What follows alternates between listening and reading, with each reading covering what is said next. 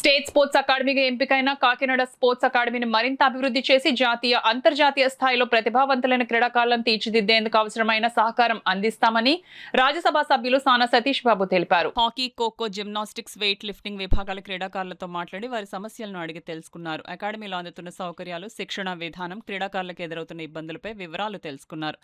Kakinada academy నుంచి hockey, kho kho, gymnastics, weight lifting క్రీడల్లో జాతీయ స్థాయి నుంచి ఒలింపిక్ స్థాయి వరకు క్రీడాకారులను తీర్చిదిద్దే లక్ష్యంతో పనిచేస్తామని సానా సతీష్ బాబు పేర్కొన్నారు. క్రీడాకారులు తన దృష్టికి తీసుకొచ్చిన సమస్యలను పరిష్కరించే దిశగా చర్యలు తీసుకుంటామని హామీ ఇచ్చారు.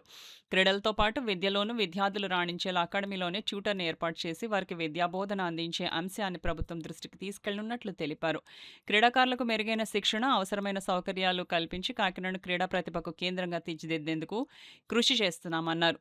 డిఎస్ఏ గ్రౌండ్ సందర్శించిన రాజ్యసభ సభ్యులు సానా సతీష్ బాబును మెగా వాకర్స్ అసోసియేషన్ సభ్యులు వంగాశేషు ఆధ్వర్యంలో మర్యాదపూర్వకంగా కలిశారు. క్రీడాకారుల సమస్యల పరిష్కారానికి తన వంతు సహకారం అందిస్తానని రాజ్యసభ సభ్యులు సానా సతీష్ బాబు తెలిపారు. ఈ కార్యక్రమంలో DSDO Satish, hockey coach Rambabu, gymnastics coach Suresh, weight lifting coach Ramesh Babu, kho kho coach KL Paparao, hockey association సభ్యుడు రవిరాజ్, జిల్లా coach Nagendra Kumar, cricket association జిల్లా అధ్యక్షుడు తలాటం హరీష్ తదితరులు పాల్గొన్నారు.